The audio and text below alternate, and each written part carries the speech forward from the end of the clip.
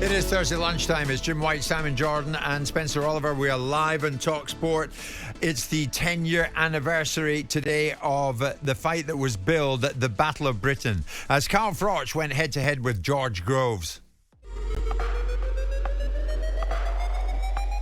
An attempted jab from Froch takes the right hand. He's not throwing the jab with confidence, Froch. He's struggling with the range. And right hand, George Groves, timing perfect. That was a terrific shot. There's more, another one, and three more. This is big stuff from George Groves. Huge right hands. Defence is non-existent. This is turning into a night of disaster for Carl Froch, and the worst could be yet to come.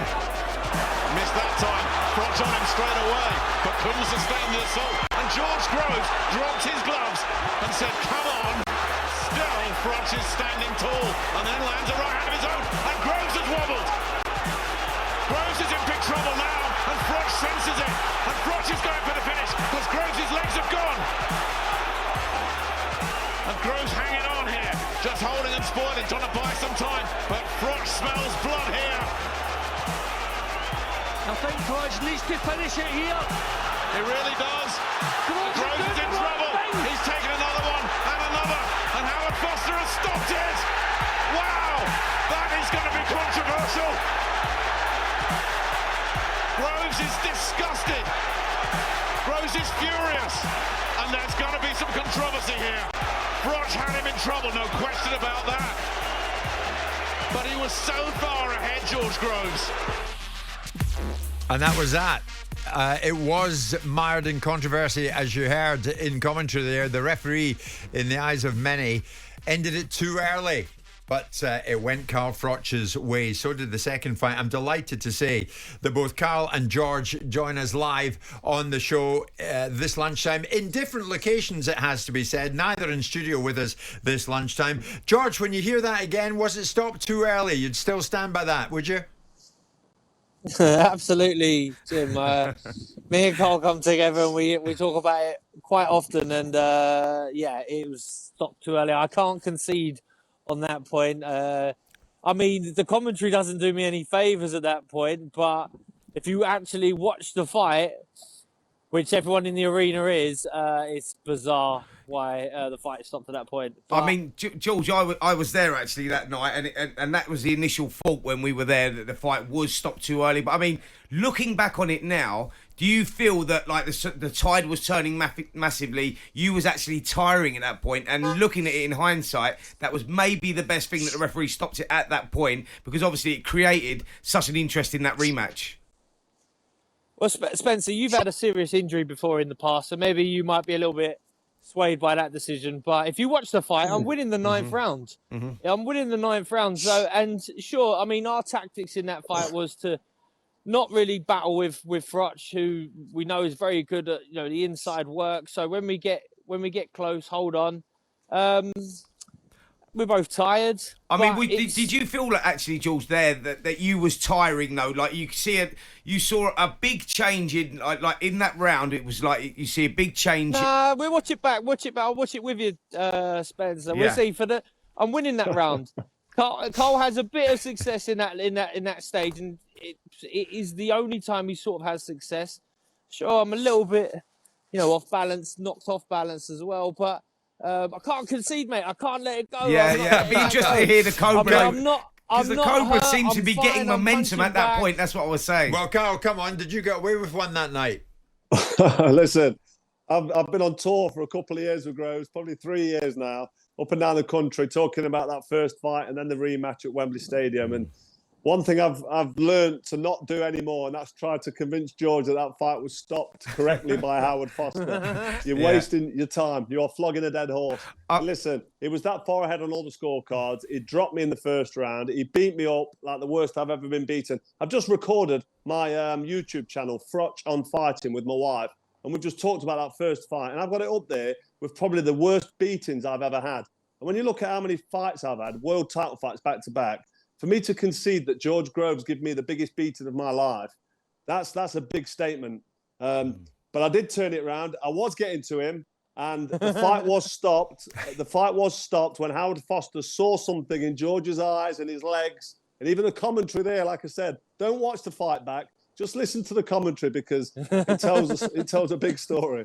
I mean, Cole, listen, that first round, mate, when he hit you with that right hand and you went down, I mean, how you got up, only you will know this, but, like, I mean, do you remember that at all? I mean, do you remember going down, obviously getting up? I mean, you were still gone when you come out for the second round. I was, yeah. Listen, mate, I was heavily concussed. So if I'm honest, no, I can't remember it. I can just remember it because I watched it back, obviously, on more than one occasion because it was such a great fight. We both boxed. I mean, that was George Groves' first world title fight. He's 10 years younger than me. And he hit me with a right hand clean on the chin, like he said he was going to, and he dropped me. So, and then the next 5 or 6 rounds that went on after that was just a war. It was punch for punch. I was a split second behind George on speed, and everything I tried on him, it was too quick for me. It was countering and getting off first and landing big shots. So, you know, I can't say anything other than that's a fight that's worth watching back because it was such a great fight. But by the 8th round, 8th or 9th round, I forced a stoppage. We were both getting tired. I caught him with a right hand. His legs were going a bit. You saw that Jim Watt picked it up on commentary. Nick Hall-in said, this is going to have to be stopped. But then when it was stopped, he did say, wow, this is going to be controversial. So it was split, but it was split 70-30 in Georgia's favour, that the fight perhaps shouldn't have been stopped. But like you said earlier, Spencer, that created Wembley, and that created the rematch. And that fight at Wembley Stadium kind of defines my career, which is a shame because I've been involved in so many good fights. But luckily for Groves, it doesn't define him because he got chinned at Wembley in front of all them people, following on from that fight there that was maybe stopped a bit early in lots of people's eyes. But he went on to become a world champion in his own right. And I think that's why he's able to look back and let go because he went on and achieved great things. And that's why I'm able to look at it and say, you know what, I've got respect for George because he went and fought Badou Jacques after that and got beat, lost a split decision. And then he still went on, still kept believing, still kept trying. After all the knocks he'd taken, he still went and became WBA world champion against a guy called Chudanov. And the respect is profound between both of us. And I've got no bad words to say about George. And it sounds mad because I really, really didn't like him, and I'm being polite when I say that. Well, I was going to ask you that, Carl, because you know that conversation that you and I had on the podcast that I do, and you talked very explicitly about the level of irritation and dislike that you had for George, and how it manifested itself. I mean, you spoke to me in graphic terms about how you squeezed your gloves together, how you put your knuckles through your gloves, and how you wanted to put them through the front of George's face. Why did George bring that reaction? I mean, I thought some of the things he said were quite funny at the time, but why did he bring this reaction out in you that was so extreme? Because he was a horrible, obnoxious little beep. I'm not going to swear because I know we're live, but it was horrible. He gave me no respect. He was playing down my performance. He was saying that I'm slow. My feet are slow. I've got no defense. He'd said everything he could to get under my skin. And when we came together and we did a gloves are off or a ringside show on Sky, he said I was going to start crying. He had me down and crying. I'm like, what is he doing? But he was doing a great job because my blood was boiling. And and that's like, what fighters do, right? They get inside the head and get under the skin of other fighters. And know what I'm saying, though, Cole? Listen, nobody does it like George Groves does it. Absolutely, nobody does it like him. He was the best. George, it appears you were a master at that. You got through to Carl. Yeah, I think so. And it's part of the business at times. You know, you want to get under your opponent's skin. If it can give you a bit of an advantage come fight now, you do that.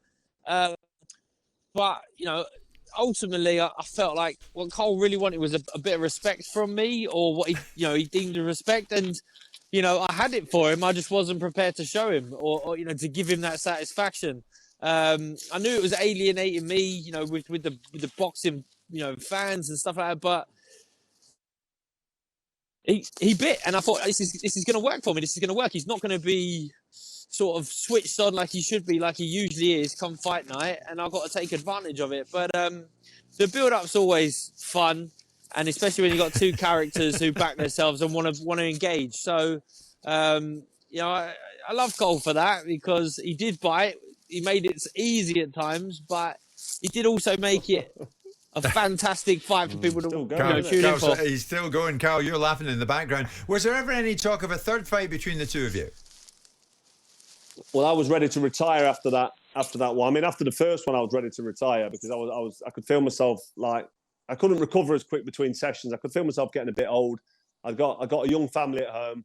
I was financially in a great position, and the desire was starting to go. But after that first fight with George, there was no way I could retire. I couldn't retire on the back of that. I mean, it felt very much like a loss. It felt like from the way the press received it, the Boxing News report, the commentators on the night, the crowd. I mean, I got absolutely abused in the Manchester Arena. I got dropped in round one, beat up for 6-7 rounds, and then I got out the ring and got abused and spat in my face and coins being thrown at me. And I got back to my changing rooms, and the post-fight press conference was, you got beat, you was lucky, and it felt like a loss. It was horrible. I know George Groves was really upset, and he must have been fuming, and he felt like he got a world title nicked off him. But none of us came out of that fight feeling good about ourselves because he felt like he'd been robbed. I felt like I'd been robbed of a conclusive finish, and it felt to me like a loss. And that's why the rematch had to happen. But what's good about it is George Groves became world champion in his own right. We got the Wembley fight, and we've both become friends. And I never thought that was possible. Like, I've got so much respect and admiration. I mean, look at his stupid little smile up there on the other side. Because that smile, I used to want to punch his teeth down the back of his throat. Now I want to go and grab one of his cheeks and give him a squeeze. Jim, wait, you say, and here we go. He's lavishing me with praise, and which is lovely, but there could never have been a third fight because, to Carl Froch's credit, he finished a career better than anyone ever has or probably ever will. He shut up the loudmouth, obnoxious, sort of up and coming Brit fighter who was after his belts and after his legacy. And he did it with an emphatic one-punch knockout in a post-war attendance record at Wembley Stadium. I can't remember how many. But to his credit, he'd done the job. It was a fantastic finish. And, it did take me a few years. It took me to win my world title before I could really acknowledge and appreciate Cole for doing that. But I always make sure everyone in the room gives him a round of applause for that because it's magnificent. Yeah, quite right. Brilliant. It's awesome. We're in the era of exhibition fights. The two of you wouldn't think of getting in the gym and preparing for another one, would you? I don't know. I don't know. What do you reckon you can get down to, George? What weight can you make? Where are you at the minute?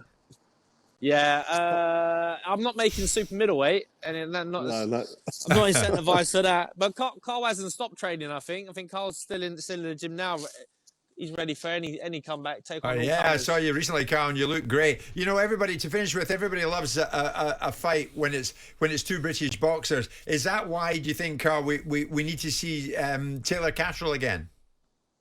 Yeah, I think so. Yeah, I mean that fight was. I mean, everybody can agree that when they score that, Catterall maybe won that fight on points, and I don't like to bring boxing into any kind of disrepute and say that it was ridiculous and it's corrupt or whatever. But when you see fights like that go the way that went, and then you see the scoring or you hear the scores come out, then that fight needs to happen again. You're dead right. We need to see that one again. And Josh Taylor, to be fair to him, he said, "Listen, I'll fight him at the same weight, and that's one I'll look forward to." Jack Catterall is a real special talent, but Josh Taylor, he can fight, and if he turns up for this one ready, then who knows? George Groves, great having you this lunchtime. You too, Carl. Are you really pals? Absolutely, yeah, definitely. We alternate Christmases, Jim. I could sit here and say I don't like George Groves, or I'm just doing it for whatever. Just what will be the point? It's pointless. Listen, George Groves has grown on me since probably when I worked with him on a broadcast on Sky Sports, and I've got to know him. We've been on tour up and down the country, talking about the first fight, talking about the second fight, and I could empathise with him in that first fight with that stoppage and losing a fight. It's horrible when you lose. I lost to Mikel Kessler. I lost to Andre Ward. I know how it feels. And George stuck with it, didn't he? And he became world champion himself. He's accepted now that fight. Well, no, he has. He's not accepted that fight was stopped correctly. He still thinks it was stopped too early. But he's conceding that it all happened for a reason. Like he said, everything for a reason. And I think the reason was that we could bury the hatchet, become friends, and show the world that no matter how much you think you hate somebody, no matter how much has happened in the past, and the animosity, if you just communicate, look each other in the whites of the eyes, have a conversation, communicate with each other, and anything is possible. Magnificent. Carl, brilliantly said as well. Carl Froch and George Groves with us live this lunchtime. The best of friends. Jim White and Simon Jordan. Monday to Friday mornings from 10 on AM, on DAB, via the talkSPORT app and on your smart speaker. talkSPORT.